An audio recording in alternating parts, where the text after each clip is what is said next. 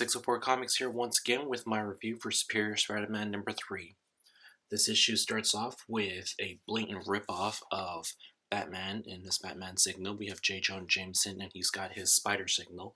Not really sure what Dan Slott's trying to do here besides steal a pretty obvious idea from the DC world, but Spider-Man comes and he destroys the spider signal. I keep wanting to say bat signal, but he comes and he destroys the spider signal, and then he's given the task by the police force to go hunt down Vulture. While they're swinging through the cities of New York, Ghost Spider-Man is able to somehow tap into the thoughts of Dr. Octopus, and in this flashback scene, he sees an interaction between Dr. Octopus and the Vulture, and they're just talking about how they want to deal with Spider-Man, and this is probably one of the first meetings between these two villains.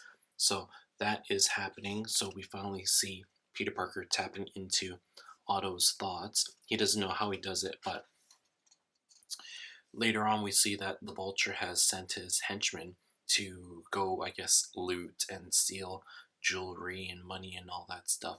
Spider-Man finally finds him, and he is fighting with the Vulture and his henchmen, and then he realizes that these henchmen are not really midgets as he thought they were, but they're children.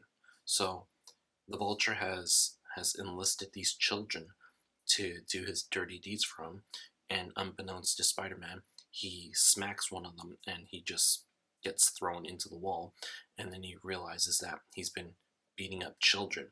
And then this pulls Ghost Peter Parker into another one of Otto's thoughts in the past.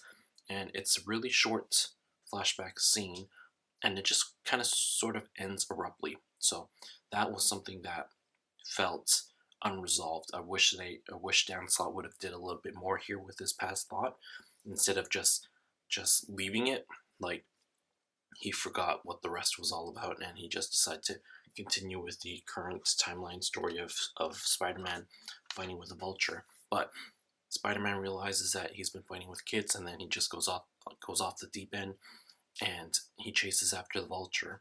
And the Vulture has improved his suit so that he's more powerful and he's able to fly higher and all that. Spider-Man has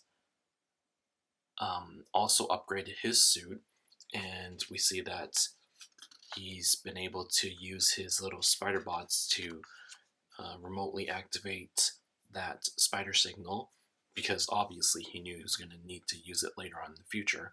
But he activates the signal to blind the Vulture, and then the Vulture has to drop Spider-Man because he was on the verge of killing Spider-Man.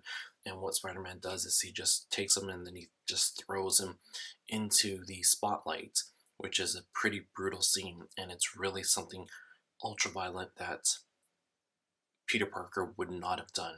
And Carly sees this, and she doesn't know what to think, and she thinks that this is not something that Spider-Man does, but somehow Otto is able to convince her that times have changed, and this is something that needs to be done because the Vulture has crossed the line and he's using children in his evil plans. So that is how this issue ends. Carly is really close to discovering that this is not really Peter Parker, but at the end I think what happens is those thoughts dissipate and she realizes that it's a whole new world and things need to be done for the sake of saving people, saving children, and saving things that need to be saved. So that is this issue. Issue number 3 didn't have as much of Ghost Peter Parker, which I was thankful for, but what it did was it introduced another aspect where we get to see Dr. Octopus's thoughts. And I wish, like I said, Dan Slott would have did a little bit more, maybe fleshed out those flashback scenes a little bit more for the reader to get some more insight into Dr. Octopus and how his past is molding his version of Spider-Man. So maybe we'll see something like that and see some more developments of that in the future. But I wasn't entirely impressed with this issue. I really liked issue number 1, really liked issue number 2. Issue number 3, for me, is where the series kind of dropped a bit. I'm going to give this a 3 out of 5, and I really hope that we get a little bit more development into the persona of Dr. Octopus when he's not Spider-Man and when he's not fighting villains and when he's not chasing after Mary Jane. So maybe just Peter Parker outside of his costume, but with Doc Ock's brain in him. I think that would be something that would be interesting to see in maybe issue number 4 or issue number 5. But this issue I didn't care for that much, so 3 out of 5.